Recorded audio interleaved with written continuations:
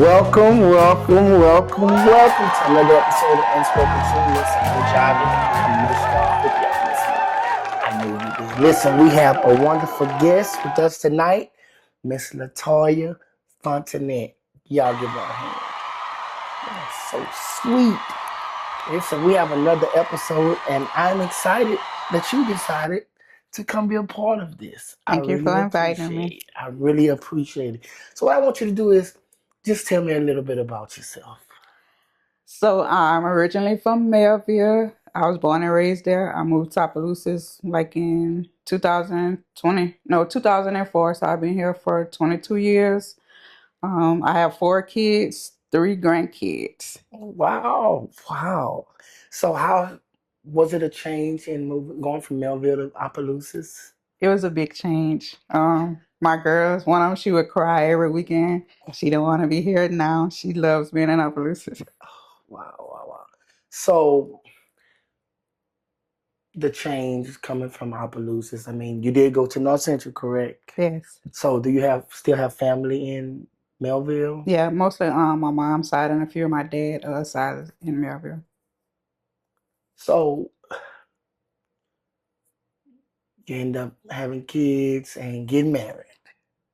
Well, I had two from high school, and then I had one when I'm like my 8 years after my middle girl, and then I had my last baby maybe 6 months before I got married. So, tell me a little bit about that life before you end up getting married. Tell me a little bit about that. I was a single mom of two. I worked at the nursing home. Then it was a challenge, but I always made sure that I did for my kids. I only had help from one dad, so it was a big challenge. But my dad always told me my kids came first, and that's what I did. So, do you think that just starting off, you had to you had to put your gloves on? That was my daily prayer. I always prayed that I had found a good job. I mean, that back in the day, CNA was the thing, but we made my first paycheck probably. I mean, it was making $4.75 an hour, And you were making it work. and I was making it work with two kids.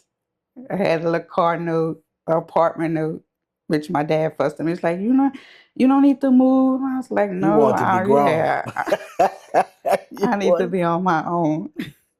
so just starting off, you said you had a child in high school. How was that day-to-day life? I mean, because It you was you it know was crazy because I didn't get to go hang with my friends anymore. I had to go home and see about the baby. I really had to ask my mom and dad to let the baby sleep with me because they like took over. you was The the crib sucker. was in her room, everything. I probably didn't get to let her sleep with me till she was about 1 year old. So, I mean, it sounds like your mother and father really had your back. They did. They really, and still today. I mean, now the grandkids Oh, have everything. So it's like I'm pushed to the side. fast forward. How did you meet your husband? I was a cashier at Walmart. Oh, And he came in there. He asked me for my phone number. And of course, I gave him the wrong phone number. oh And the next day he no. came back. He's like, "You tricked me." I said, "I sure did," because I Oh. wasn't ready for nobody. It was me and my three kids, and that's what I was sticking by. Nobody moving in with us no more, and that's it. When did you get to the point to where you said, okay, you know what? I think I'm ready for someone to, be around me Probably and my about kids. maybe 6 months after I started dating, because he would buy my kids stuff before I even let him come around. Oh, he was Before shooting he his even, shot. He was yeah, trying. before he even met my kids, it's like, well, I was like, no, not right now. So one of my cousins was getting married in April, I think, and he was like, "You come and pick me up," and I told him, "Yeah," but I still didn't go because I wasn't ready for. He was giving him the blues. Yes, Oh giving him my. the blues. So, but eventually we started dating. Our first date was to Don Seafood in Lafayette. And I literally cried because I was never, experienced with going on a date with somebody. If I went somewhere with somebody, most time I had to pay. So there was like, yeah, there was a big changer for me. What was something about him? Because it seems like even in that time, I mean, you started, you had your first child early, then you had your second one. It was just you and them. Your main focus was, My kids. how can I make sure my babies are good? So you didn't really have time to even figure out who you were, what you liked, what you wanted out of a person. What was some things that you looked at him and said, okay, you know what, I could see myself you being a part of my life. So he was a lot older than me. Like, when we first started dating, I think I was probably 30 when he was probably 45, 46. So he was most settled, never no broken promises. He was a stand-up guy. Everything he told me, he did it. Wow. So he came correct. You He, you just needed to get your footing enough to say, okay, yeah. yeah, I'll give you a shot, buddy. Um, So at this point, y'all started dating. we started dating. Um, I don't can't remember when I found out I was pregnant, but my dad was like, "Oh, that man got your nose wide open." I was like, "No, he don't." And come to find out I was pregnant, and so Ashton was born in January. We got married in June, and it So was what was one of the things, because I mean, even, when it comes to dating and, letting a person be a part of your life, like what was one of the things that you considered like that made you fall in love with him? yeah, I guess his personality, most of all, just being there doing. I mean, and that was kind of my prayer. God sent somebody to help me with these kids, and it So really you were worked so out. accustomed to doing things on your own, Oh just to yeah, have somebody yeah, that you knew had your back, and you didn't have yes, to worry. Someone just to, and I'm not saying kids are a burden, but when you're doing it alone and everything falls on you, it could be tiresome, So yes, you it saying could. just him being there, as far as saying, okay, I got your back, Yeah. that was one of the things. Mhm. So even after that, was that like one of your only boyfriends you had? Mhm. Well, we after yeah. So what was like the day-to-day operation, Because I love to hear love stories. So what would you consider a day-to-day operation, with him and the kids? So with the kids, sometimes it was a rough day because my girls was teenagers, but then he anything they asked for he gave. Um,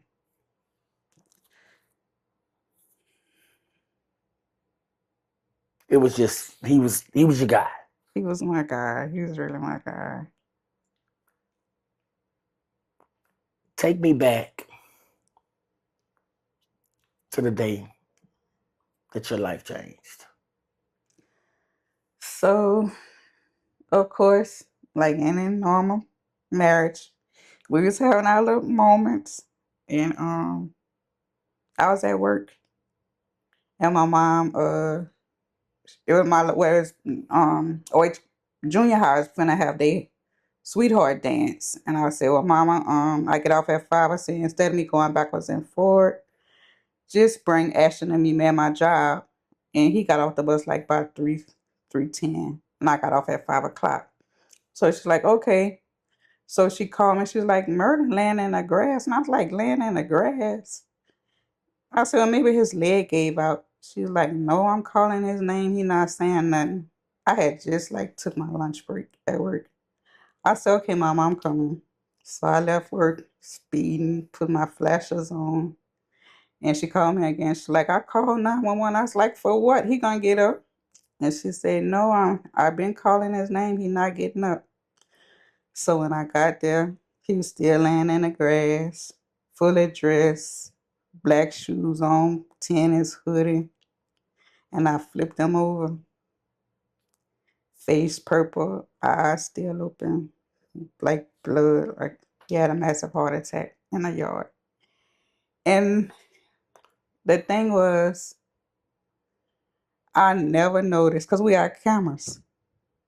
Wow. So his body was like laying in front of the trash can. I never noticed until late that night that he had fell, like not even like 6 minutes. Cause like at 7, I had to be to work that week early. 6:03, the camera showed him walking to the end of our car porch. By 6:13, he was on the ground. Been there for hours because people's like the way our yard is made. They're like, well, I thought that was a bag laying right there. Then one little boy told my son, he was like, your dad had been laying on the ground since the bus passed. And I was like, what? So I kind of got mad with every time the camera rolled, grew anger. What was one of the hardest things about having to see that? I mean, you hear people say, everybody understand that death has a ticket for all of us. But what is one of the hardest things to have to digest knowing that that was the love of your life? I was, I couldn't believe it. I really couldn't believe it because if you knew my husband, he didn't wreck every car we done paid off, had plenty back surgeries. I would have never thought he'd have left this world. Never thought that. Do you think that it was harder because it was unexpected? It was yeah, it was unexpected. And that's the thing. A few maybe weeks before that, he was like, Latoya, I think I had a heart attack. I'm like, you had no heart attack, you still standing up. He had a heart doctor's appointment on the 3rd of January. He canceled it. He died January 11th. And this the thing. So that Sunday, um, no, that Saturday, we brought my little boy to Cajun Fast Track for his birthday. And he was like, I never took you dancing. I was like, what are you talking about? He said, we never went to Miami Moon. I say, we don't go out. What are you talking about? Never picked up none of that. But so that Sunday, my little boy had friends over and he was like, I need to get to church. I'm like, what are you in a rush to get to church for? He's like, I got to get the praise and worship. I got to get the praise and worship. I said, okay. I said, well, you could go ahead. I'm gonna stay home. So when the day my husband did die, my little boy told me, he said, Mama, the Lord touched my daddy at church. And I was like, what? And that was my biggest thing because when we Yeah. first met, he was like, I'm not going to church. I'm not going to church. And then when he did start getting into church, he would leave me. He would be at church before me. So, that kind of made me feel a little better because it was my daily fuss. I want you to save your soul. What some of the emotions do you remember most from those first few weeks? Because I've been told that the first couple of weeks. Oh, grief has so many mixed emotions. Like, I'll just be sitting there because he did all the cleaning, the washing. And I'm still to this day, I'm like, how does man have all these clothes washed before I got home? And it's taking me 2 or 3 days to wash clothes. But I would just sit there and cry. I would sit in my recliner, like, be expecting him to walk through the door or come out the room on the phone talking loud. Like when light bulbs would go out, I'll just sit there and cry. Like, it was just crazy. So you went from sadness to anger to disbelief. Just When I say anger, and I had to really preach to my own self and say, Latoya, you know better than that. I would get bitter seeing women in the store with their husband, or when I'm passing, going to work, and people that he would hang out with, like, why they not gone? Why my husband gone? that's real. That wow. That's. What were some of the steps you felt like you needed to take to keep your sanity? Um, when he first died the first week, me and my little boy stayed in a Bible, and that gave me comfort. And the first time me and my little boy sit down and to read the Bible, he went straight to Revelations. And my dad and sisters, they was like, you gotta stand the word, you gotta stand the word. And I had good family support still till today. I still have good family support. My cousins call and check on me. my dad, my daughters. So a person that's going through something like that, like how important is it to have people around you that's actually pouring into you? It's very important because, like, I had a client, I go out to the homes, do home visits. She's like, babe, I thought you'd have lost your mind since your husband. I was like, no, ma'am, not the God I serve and the family I have. Wow, that's big. What's something that because people have lost loved ones, but what's something that you think uh, dealing with the loss of a spouse that people don't talk about enough? How to move on without them being around. I mean, adjusting, like I said, it'd have been 12 years. We'd have been married before he died. Like, that's really a big adjustment for me because, like I said, he did everything. Like, I'm living like I'm just moving on my own now. Wow. What does grief look like today compared to when it first happened? It's getting a lot better. Because I used to go to the graveyard and sit there and cry. And when I get home, it would take me hours to get back to myself. Like, um, I could say I was kind of slipping into depression. They gave me medicine, but I didn't take it. Prayed and called everybody. I had my little moments. So I've heard of a thing called survivor's guilt. Have you familiar with that? Yes. I've been to the doctor, had a heart test. She was like, you got a heart, mama. I was like, no, I don't. I got broken heart syndrome. She's like, I'm gonna send you to the heart specialist. A bill $1,600. He was like, baby, I don't see none. I said, I'm trying to tell y'all I have broken heart syndrome. My husband just passed away in January this March. Wow. Would you consider this period of your life the hardest you've ever had to deal with? It has. Yeah. And I could say, even though I raised 3 kids by myself, Can't compare. it would never compare to losing a spouse. So even after you started working on trying to build up that mental capacity dealing with your grief, what were some of the things that you considered outlets as far as just to get you back on your feet? At one point in time, I would try to stay busy because I didn't want to come home to an empty house. And I was like, this ain't doing nothing but making me more sick or just spending money, which I could be saving. Yeah, I mean, I can definitely understand that. So you felt like just trying to stay busy Mhm. was helping. Yeah, it was helping me at a point. Maybe I went maybe for about 6 months, just staying on a go in the afternoon. Or sometime my little boy would clean up and I walk in the house and it'd be like my husband just passed there and cleaned up and I close that door and sit on the side and cry. Nights or days, which one would you have considered the hardest to have to deal with him not being around? Nights. Because we had our little normal night routine. I watch the news and I go to bed. I make sure we had our water by the side of the bed, turn off the lamp. We say our prayers. Or my husband liked the gospel, and I'm like, I don't want to hear about nobody else's business. He's like, no, Latoya, just listen. I was like, no, I Just want want to about my chat, own chat. business. Yeah. So after that, was it ever a point to where when did you get to the point to say, okay, you know what? Maybe I can try to work on getting myself back to Latoya. When was that?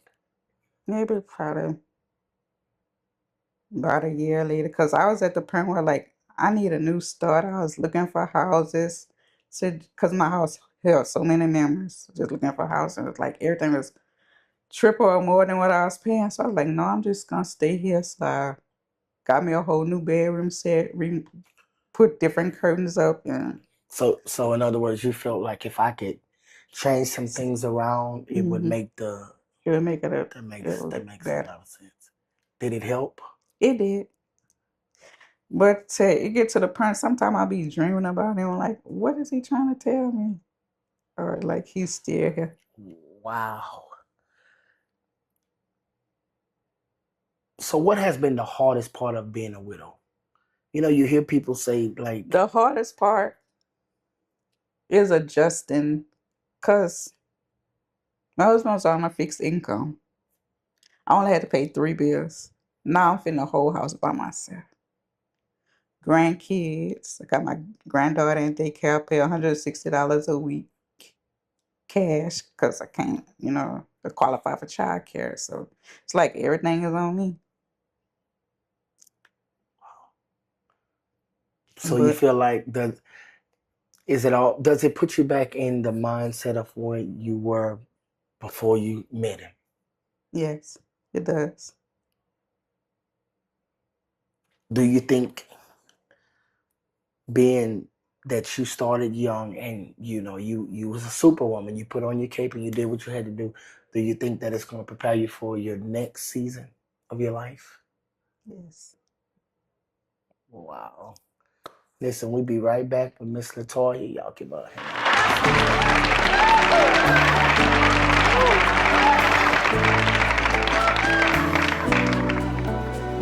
I miss you. I hope you miss me. Listen, we still with our guest, Miss Latoya. Y'all show us some love.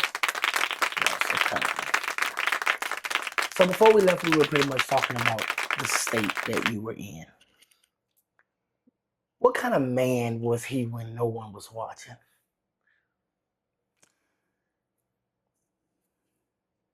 I say he probably went through things being that, he was on a fixed income and he did a little side job. So his main thing was when he did get a job, everything came back in the house.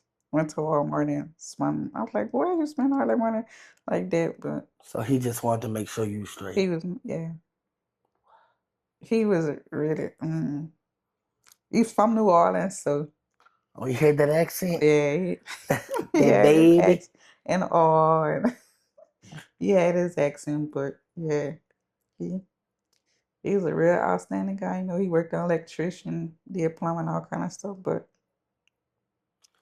When you look at today, what's one memory that you think about that just makes you smile when it comes to him? I could see, um, there's so many memories, but one of the most memories, I mean, we would have an argument. He was like, Latoya, I'm not going nowhere. I'm gonna be here forever. You stuck with me. Yeah. So when it first happened, because a lot of people contribute uh, the sadness and anger from being not able to smile. So I've heard people say that I felt guilty for smiling after my spouse left, after my spouse, passed on.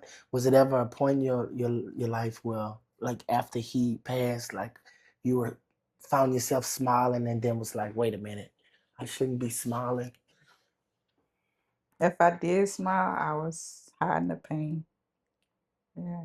I, I never smiled after that because there was just, I really couldn't believe it. I was like, I'm in shock. I mean, he died on that Tuesday. Man, the funeral home probably called like at 7 o'clock the next morning. I was like, ma'am, I didn't even go to sleep. I'll call y'all later.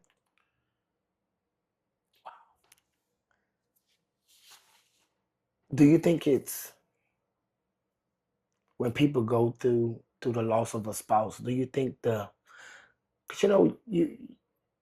you go around people and you're hurting inside, but you still try to wear a smile. How helpful do you think that is when it comes down to just being in that space? I mean, everybody cope different, but it's not helpful. It's really not. Like I said, I went to the doctor with heart trouble, and then I was diagnosed with insomnia after my husband passed away. I mean, then I had to wean myself off of the medicine because I didn't like the way I felt it the next day. Wow. Did you ever question God? I did. I was like, why he laid on the grass? Did he call for help? I mean, why, sometimes I dream stuff and then it comes to pass. So I'm like, why I never picked that up? How angry was you with God? Because I've heard people say that I was angry with God. To be honest, I was one of those people. Like when my mom passed, I was like, man, I this ain't was, right. I was angry. And I was like, when I left the funeral home, I was like, that was the hardest thing I ever had to do. And his brother came and I was like, you could just pick what you want. I just want to get out of here. You just want to get the process over with and Yes, leave. Do you feel like your faith was tested in that period? I did. I did. Because sometimes we went through things and I was like, the more I pray for you, to me, like the worse you get.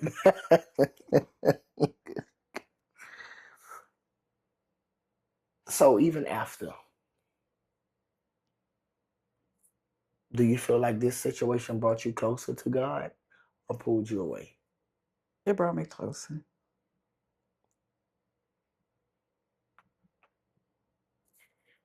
If a person walked up to you right now and said, "Hey, I a lady said I've just lost my husband," what's something that you feel like you could tell her that would actually help her, just benefit her, just to get her through that day? I didn't been through that. So I always tell people, I found comfort in reading the Bible and it gave me faith, more strength. And that was my daily thing. I went to bed, I took a month or two off of work. I was reading the Bible morning, day and night. Being a grandmother, being a mother, was it a point that you found yourself leaning on them more than what you would have normally did? My oldest daughter. So y'all relationship, she was the hmm rock.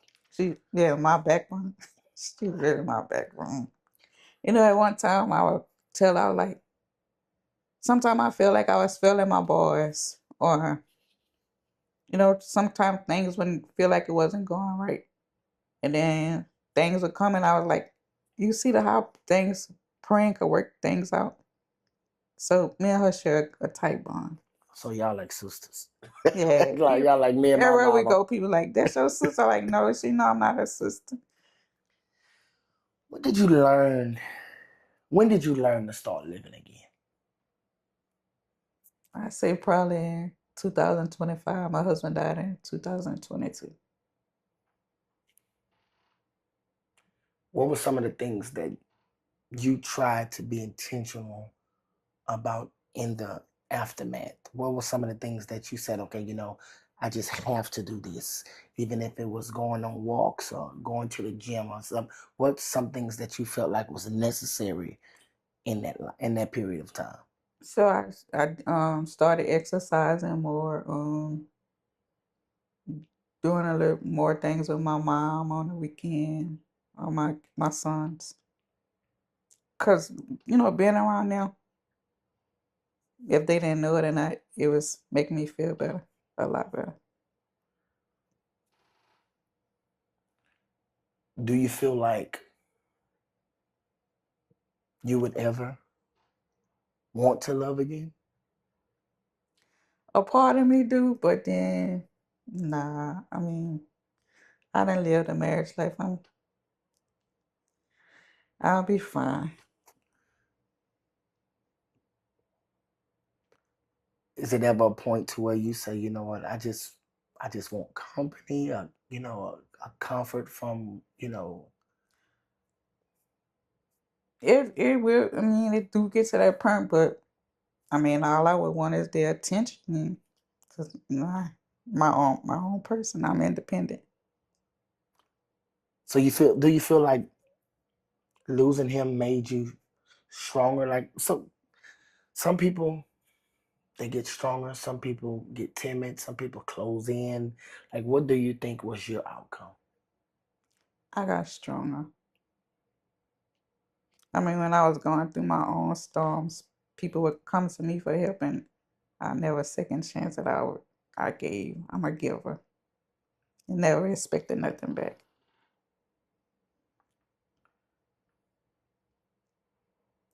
Do you feel like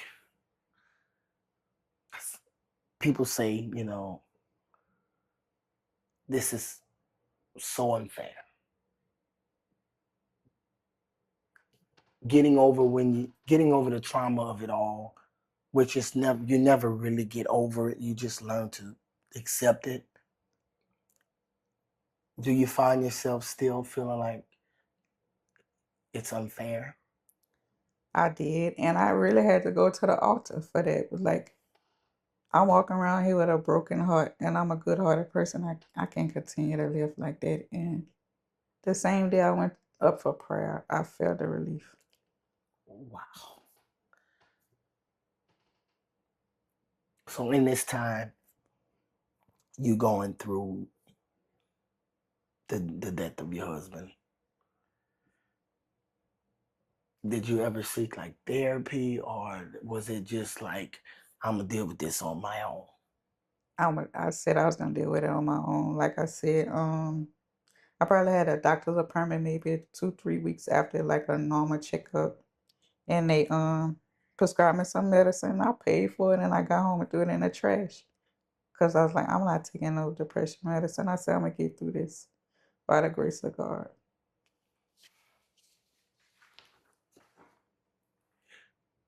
If someone walked up to you and told you that you're gonna meet the love of your life,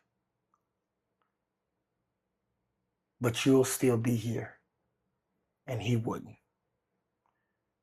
would you have still chose to love him? Would you have still chose to marry him? Yes.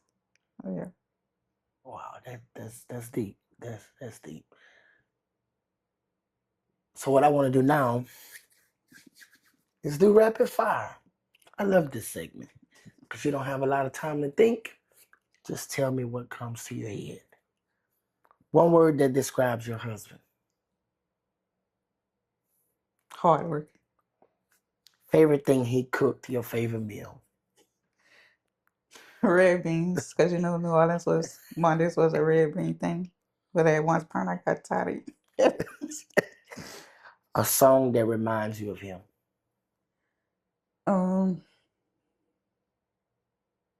and they just played it at church Sunday, and I usually would walk out and I'd be wanting to walk out. I was like, I'm going home, but it's God is my provider.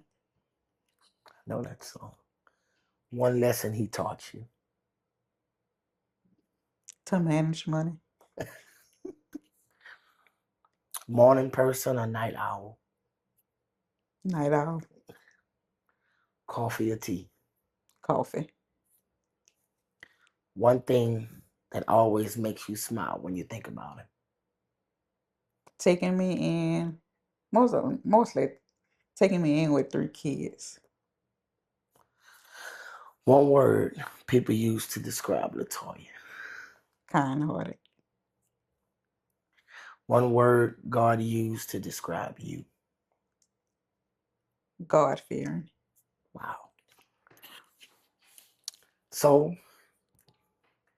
I just want to say that I'm so thankful that you decided to come on the show. And I know this is a sensitive subject, but I think it's needed because you have so many people that go through these things and they shut down or they clam up, or they're embarrassed to talk about it, or they're scared to talk about it.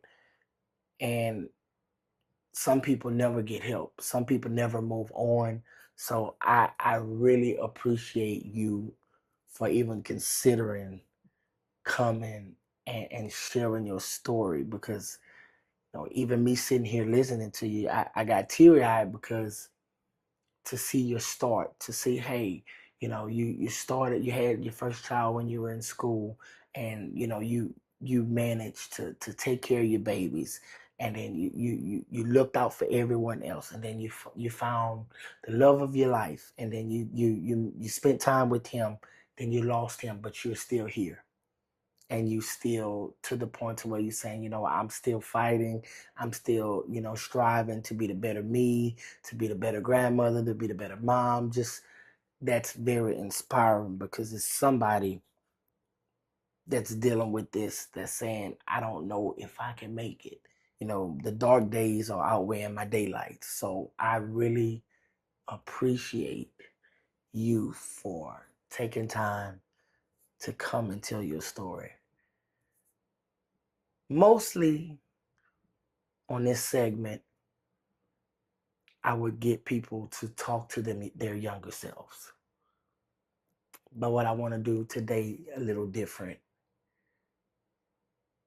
If you could send a message to your husband, I want you to send it to him now. My message to you, Mervin, is thank you for the years we had together.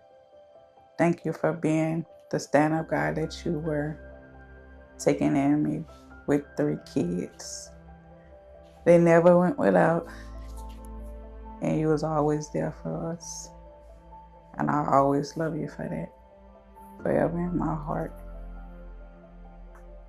And I always just say, I know you're in a better place, but if heaven had visiting hours, I'll be there every day.